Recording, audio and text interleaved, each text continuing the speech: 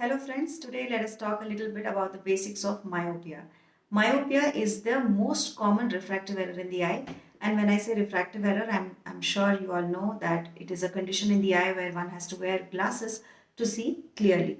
So myopia, in layman terms, we call it as short sight. That means this person is able to see things which are at a short distance and is not able to see things which are far off.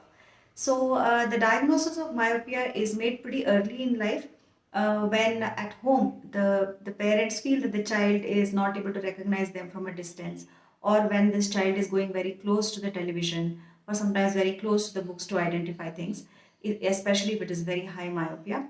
And also in the school, sometimes teachers are able to tell that the child is making silly mistakes in notes, or the child is not able to see properly when it is sitting far, especially in the last benches. And then also the child is mostly seen copying things from the neighboring child but not able to directly copy from the blackboard.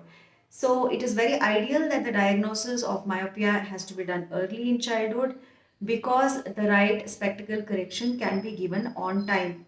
And on time, when I say, that means the time when the active neuronal development in the eye is still happening. Because sometimes we do see that when we suggest that the child has to wear glasses, parents are usually having some amount of resistance, and they're like, such a small child cannot wear glasses, so why don't we make the child wear it much later in life. So much later in life there is no point, because sometimes if it is beyond the age when the neuronal development of the child happens, then even if we give glasses, then the child will not be able to see properly. This we call it as lazy or amblyopia. I will do another video on this. So now, why does one become myopic? It is a genetic inheritance. Like if one of the parents or both the parents are myopes, then there is a much higher tendency for the child to be a myope. Sometimes even if the parents are not wearing, the child can still be a myope by a fresh expression of the myopia gene. Or sometimes it could be that the grandparents or great grandparents were myopes, and in the next generations the gene has stayed dormant and has manifested in with this child.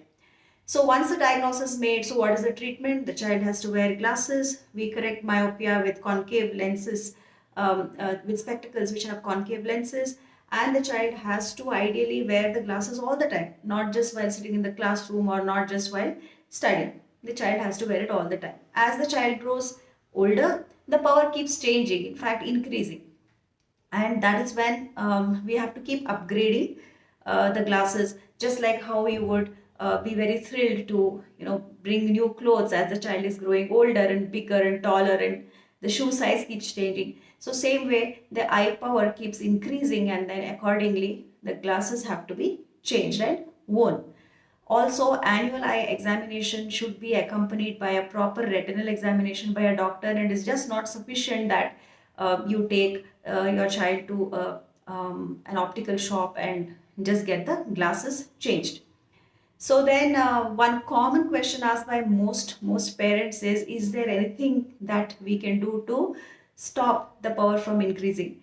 So for this the answer is clearly no. It is very much left to nature, and the power is bound to increase to whatever it is supposed to, and at one point of time somewhere where the child is 18 to 20 to 21 years of age, the power definitely stops increasing.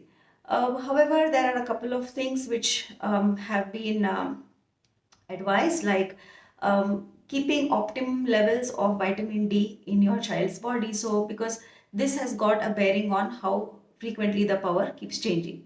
Second is that also encourage your child to do some outdoor activities, because mostly what happens is most of the children these days, they are glued to either laptops or mobiles, and the eye becomes very dominant for near vision only. So then if you encourage your child to do outdoor exercises, viewing activities, then the child's the eye is activated even for viewing for distance.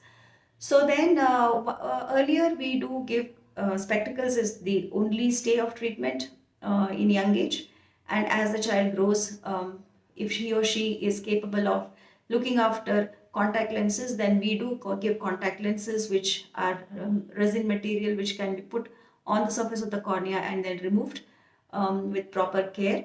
And once the power becomes final, and still if one wants to get rid of the glasses permanently, then there is a standard treatment, LASIK, which most of you have heard about, which is marketed, advertised as freedom from glasses.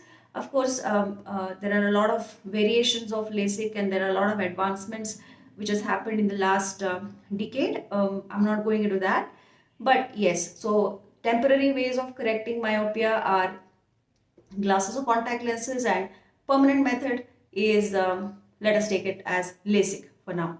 So take home message for all of you is that myopia is short-sightedness, and it is mostly genetic, and there is no way that the power can be really stopped from increasing.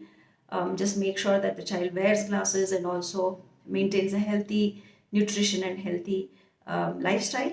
And once you decide that glasses are, one has to get rid of glasses, then there are surgical options which are available. And definitely myopia is not a disease that parents or people have to panic about. There are people who have led normal lives being myopes, be it academics or sports or whatever they are doing.